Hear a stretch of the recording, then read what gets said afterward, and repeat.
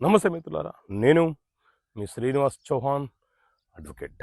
మిత్రులారా, check bounce case న్యాయస్థానంలో file చేసిన తర్వాత కేసు ఏ స్టేజ్లో ఉన్నా, అంటే ఏ దశలో ఉన్నా, ఆ కేసుని కాంప్రమైజ్ చేసుకోవడమో లేకపోతే విత్డ్రా చేసుకోవడమో చేయవచ్చా?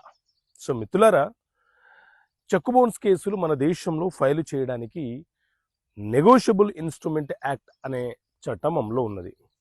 ఈ చట్టము అలాగే బిఎన్ఎస్ఎస్ అనే చట్టం ప్రకారంగా న్యాయస్థానంలో చెక్ బౌన్స్ కేసు అనే ఒక ప్రైవేట్ కంప్లైంట్ మెజిస్ట్రేట్ కోర్టులో మనము ఫైల్ చేస్తూ ఉంటాము. అయితే చెక్ బౌన్స్ కేసు ఫైల్ చేశాక న్యాయస్థానము ఎవరైతే మనకు చెక్ ఇచ్చి మోసం చేశారో ఆ వ్యక్తికి కోర్టు నుంచి సమన్సు పంపిస్తుంది.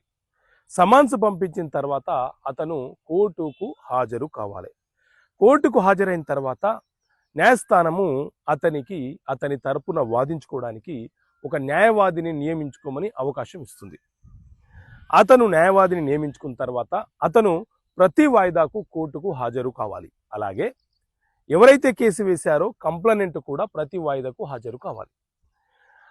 సో కంప్లైనెంట్ ఒకవేళ వాయిదాకు హాజరు కాకపోతే న్యాయస్థానము కేసును డిస్మిస్ చేసేస్తుంది. అదే అక్యూజ్డ్ వాయిదాకు హాజరు కాకపోతే అరెస్ట్ వారెంట్ ఇష్యూ చేస్తుంది. సో ఈ రకంగా న్యాయస్థానము చెక్ బౌన్స్ కేసులో ట్రయల్ అంటే ఒక ప్రొసీడింగ్ని ప్రారంభిస్తుంది. ఇలా ట్రయల్ నడుస్తున్న క్రమంలో కేసు ఆర్గ్యుమెంట్ స్టేజ్లో ఉన్నా, జడ్జిమెంట్ స్టేజ్లో ఉన్నా, ఎవిడెన్స్ స్టేజ్లో ఉన్నా, ఏ దశలో ఉన్నా కూడా కేసు ఫైల్ చేసిన కంప్లైనెంట్ ఈ కేసును విత్డ్రా చేసుకోవాలని భావిస్తే అనుకుంటే అక్యూజ్డ్తో సంబంధం లేకుండా కూడా విత్డ్రా చేసుకోవచ్చు. లేదా ఈ కేసును రాజీపరచుకోవాలనుకుంటే కేసును ఏ స్టేజ్లోనైనా, అంటే ఓ గంట ముందు, జడ్జిమెంట్ ఇచ్చే గంట ముందు కూడా రాజీపరచుకునే వెసులుబాటు అవకాశం ఈ చెక్ బౌన్స్ కేసులలో ఉంటుంది. సో బిఎన్ఎస్ఎస్ చట్టంలోని సెక్షన్ 280 ప్రకారంగా కంప్లైనెంట్ కేసును ఏ దశలో ఉన్నా కూడా విత్డ్రా చేసుకునే వెసులుబాటు ఈ సెక్షన్ కంప్లైనెంట్కు కల్పిస్తుంది. ఓకే మిత్రులారా, థ్యాంక్ యూ. జై హింద్.